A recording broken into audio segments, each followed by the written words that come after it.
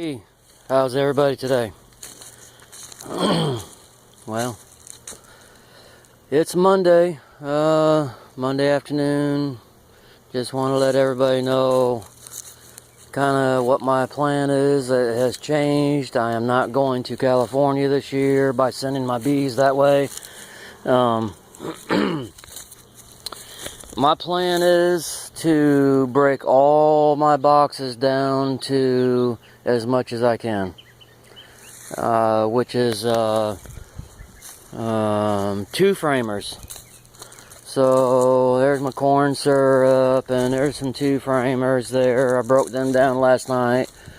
I went in this box. It was a 10 frame box last night right at dark. I broke it down. I left her there. I give her 2 frames of bees. And I made 2 more, which means I had a 10 framer that wasn't quite a 10 frame. It had a lot of bees, but it was more like around a 6 framer and a lot of bees. So, you had about 7 frames of bees, but I knocked her down to 2 frames. And you can see my boxes. There's just literally 2 frames of bees in here. And this is the original queen. This is the original queen. This one was a Nook, and I took 4 frames out of this Nook because a Nook has 5. I took 4 out. She had a lot of bees. This one had a lot of bees for a Nook. It could have been bumped up.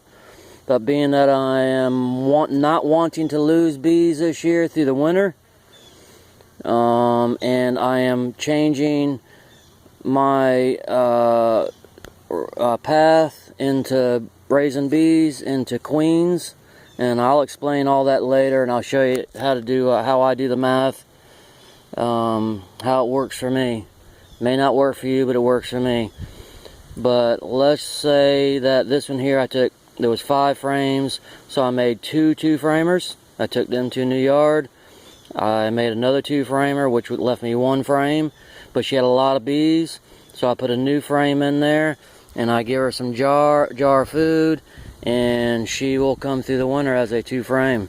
Chances that you lose a 2 frame is like 0.5% that you might lose a 2 frame box through the winter, because there's less space.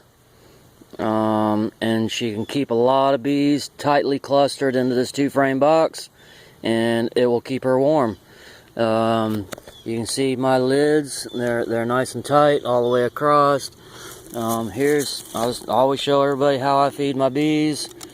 All I do is put a hole in there with a wire in case I want to move the lid, and I can still feed my bees just like that. Here's my jar. I actually have 1 hole in this jar, and I will lay it right on that hole, feeder hole right there, and that's how I feed my bees. So that's my plan. Break everything I have down to 2 framers. I'll go in the spring with 2 frame bees. Come out of the spring with a 2 frame box, and she'll be really blown up. She'll want to be busting into that 2 framer. So you take 1 frame out in the spring, you leave the queen with 1 frame of bees, and in the spring it probably won't take her less than a month, and she'll already back to 2 frames. So the frame that you take out of that 2 framer in the spring, you want to put it in another box with another new frame foundation, and you'll raise yourself another queen out of a 2 framer. So I just wanted to show everybody my 2 framers. This one's actually a 3 framer. You can see that none of my boxes are the same. That's a 2 framer. You can paint them any color, any shape. You can mix colors. If you got some left over to make a different color, it doesn't matter. Bees follow color. Yes, and location, but they love to see different colors because they know for sure that this is their box and not this box, and you can clearly see the difference. That's a 2-framer, and every 2-framer is identical. Is identical in every way. That's my 2-framer right there. That's what it looks like in there.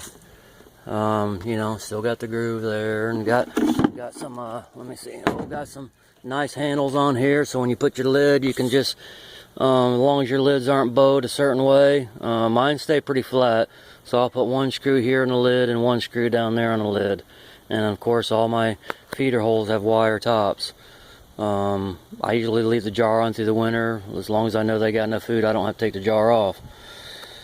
So that is my plan.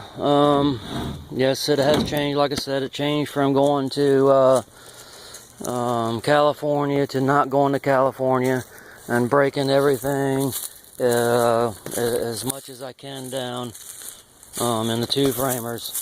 So you can see that box, and it's got a lot of bees on it, and you know, they're pretty calm.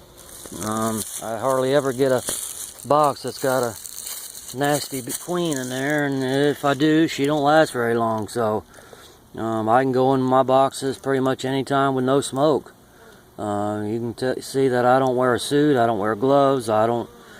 When the summer's really hot, sometimes I'll be out here working my bees, and you can see these bees are just coming and going, just as normal as can be. And this box here is pretty doggone full. Now I checked it back on 8:31, and she was pretty full. I've been feeding them, so I could probably get, because this 10-frame box is full, I could probably get total of 5 2-framers. So that's what I'm doing today. I don't know, I guess I probably brought about 20 2-framers with me, and just gonna feed my bees today and break these boxes down. You know, I wanted everybody to see what, and hear what my plan is going to be. That's my plan. So, you know, most of my boxes have no space at the bottom, little 2-inch entrance, and you can see they's coming and going, no problem. I mean, these boxes here, yeah, it's a small entrance.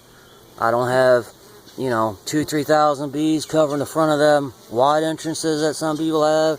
Most people have, and then they add that 3/4 inch bottom. So all my bees are working, and that's what you got to do. Work those bees, manipulate the bees so they got to work for you.